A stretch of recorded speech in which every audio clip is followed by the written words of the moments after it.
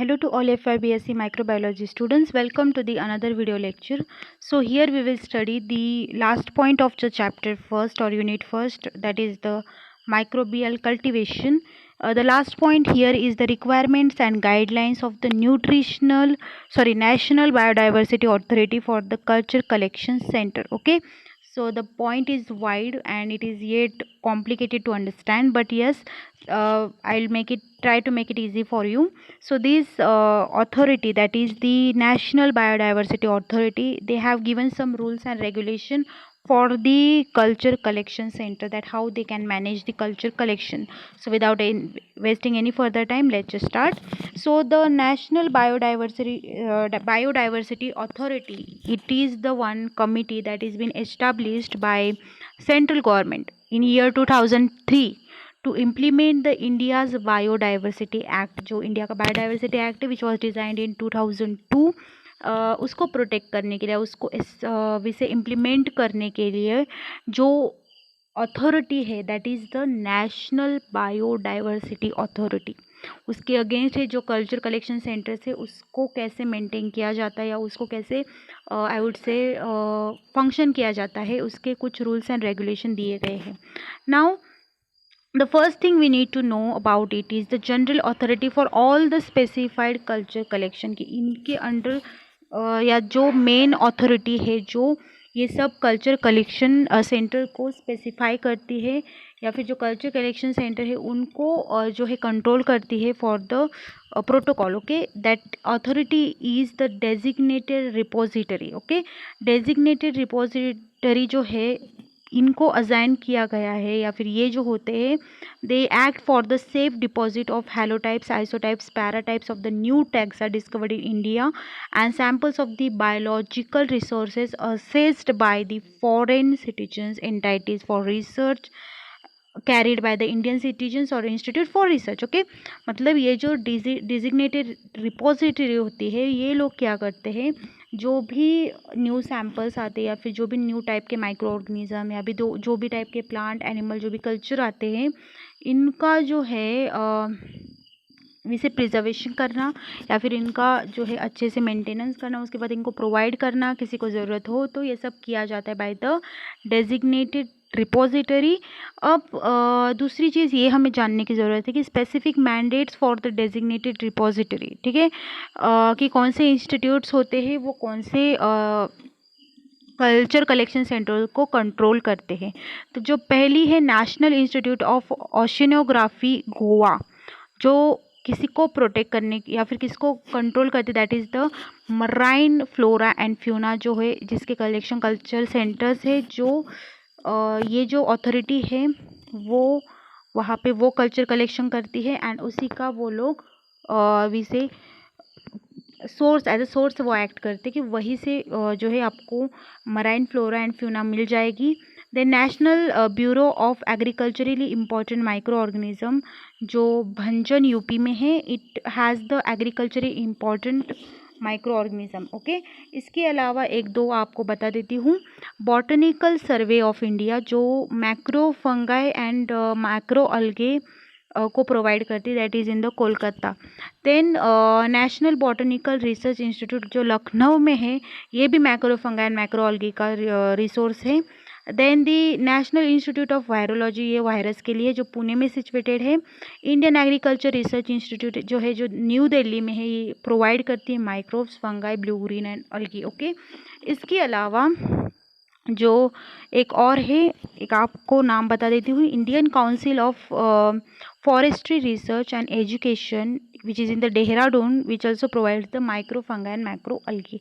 Then the third point which we need to know is that कि वो जो designated repository है उनका काम क्या होता है, ठीक है, ये लोग क्या करते हैं. तो ये लोग डिपोजिशन करते हैं, कंजर्वेशन करते हैं, या फिर हम इनको साइंटिस्ट भी कह सकते हैं, ठीक है. ये इंचार्ज होते हैं, वो क्या करते हैं कि allocation of the unique association number of the deposit. ठीक है, ये क्या करते हैं, ये लोग जो होते हैं ये स्पेसिफिक जगहों पे होते हैं, ये लोग क्या करते हैं 5 सालों तक जो नया कल्चर उनके पास आता है उसको अच्छे से प्रिजर्व करते हैं, उसका स्टडी करते हैं, देखते कि ये कोई यूनिक है या फिर ये ऑलरेडी इन्वेंट हो चुका है। अगर यूनिक है तो ये आगे नेशनल लेवल पे भेजा जाता है for the preservation purpose. Now what are required who are required to deposit the type specimen samples of the biological resources? कौन लोग जो है वो डिपॉजिटरी रिसोर्सेज या फिर रिजर्वर्स को मतलब उनको हेल्प करने के लिए, या फिर ये लोग होते कौन है जो ये काम करते हैं? तो ये any person who discovers the new taxon is required to notified.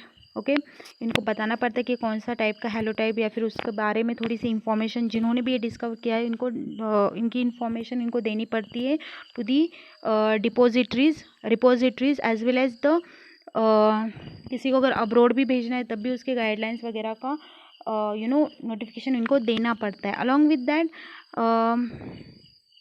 ये जो नया स्पेसिमन है या जो भी नया कल्चर है ये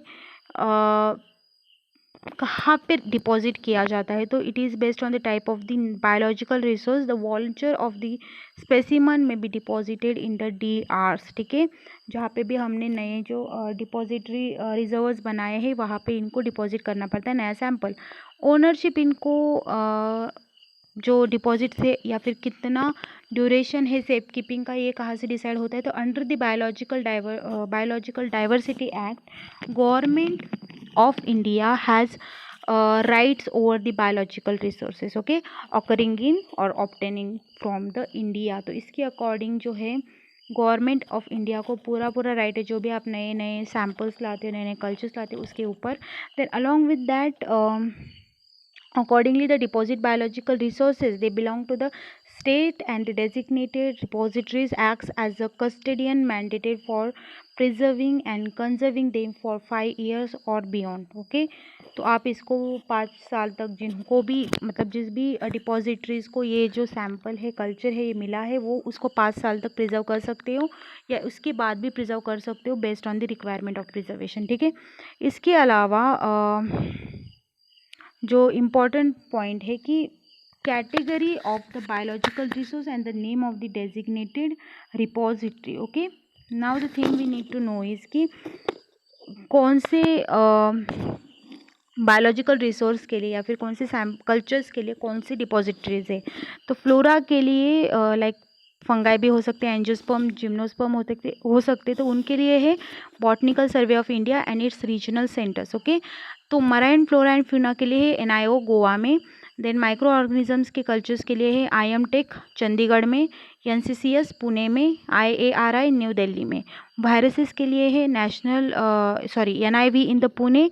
जेनेटिकल रिसोर्स के लिए है NBIM in the NBIM that is the agriculturally important micro organism. ठीक है, तो ये सब जो होती है ये अथॉरिटीज़ या जो DRs होती है ये डिफरेंट कल्चर के लिए डिफरेंट DRs है। ठीक है, इसके अलावा आपको प्रोसीजर कैसे लाइक आपको जो बायोलॉजिकल रिसोर्स है ये सबमिट करने की कौन सी प्रोसीजर्स होती है?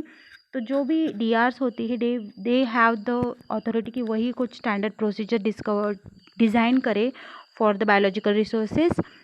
देन उसका नाम जिन्होंने भी ये डिपॉजिटर्स जिन्होंने भी या फिर एप्लीकेंट्स हम इसको कह सकते हैं जिन्होंने ये कलेक्शन के लिए जो कल्चर दिया है उसका इंफॉर्मेशन भी चाहिए, उसके बारे में नॉलेज भी चाहिए, एंड यही जो इंफॉर्मेशन ये वेबसाइट पे भी लिंक होनी चाहिए। देन एक्नॉलेजमेंट भी भेजा जाता है जिन्होंने भी ये कल्चर कलेक्शन दिया है, देन आफ्टर दैट किया है। Then after that the monitoring is absolutely done. जो DR होते हैं वही मॉनिटरिंग एंड मेंटेनेंस करते हैं। अलॉन्ग विद दैट DRs को अगर किसी एम्प्लॉयमेंट की या फाइनेंशियल हेल्प की सपोर्ट की ज़रूरत पड़ती है तो ये NBA कर देते हैं। ठीक है, तो दैट्स अबाउट इट। तो ये जो सब चीज़ें हैं इम्पॉर्टेंट रोल प्ले करती है for the culture collection centres to work. ठीक है, उनको जो रूल्स एंड रेगुलेशन है वो प्रोवाइड किए जाती है by the national culture collection centre के लिए जो नेशनल बायोडाइवर्सिटी एक्ट है उसके अकॉर्डिंग कुछ रूल्स एंड रेगुलेशन होती है। जो डिपॉजिटरी रिसोर्सेज को जो है वो पता होनी चाहिए, उनको ही डिज़ाइन करना पड़ता है, उनको पता होता है कि कब तक उनको वो कल्चर रखना है कब तक नहीं रखना है, या फिर बियॉन्ड 5 ईयर्स उनको रखना है, उसके बारे में इंफॉर्मेशन वेबसाइट पे टाइम टू टाइम अपडेट होनी चाहिए, उसके बारे में पूरी इन्फॉर्मेशन होनी चाहिए, वो नया है कि नहीं वो भी पता होना चाहिए। उसके बाद अगर वो उस फेज से पास हुआ तो उसको नेशनल लेवल पे भेजा जाता है फॉर द प्रिजर्वेशन पर्पस, क्योंकि अगर वो नया है तो उसको बहुत सालों तक या फिर उसके बाद भी उसको प्रिजर्व किया जाता है। So that's about it. I hope you have understood this lecture. Kindly do attend all the lectures, and yet this point is very complicated to understand. You can do more research on it. Okay. Thank you so much for attending the lecture. And if you have any doubt, please feel free to contact me. Okay. Thank you.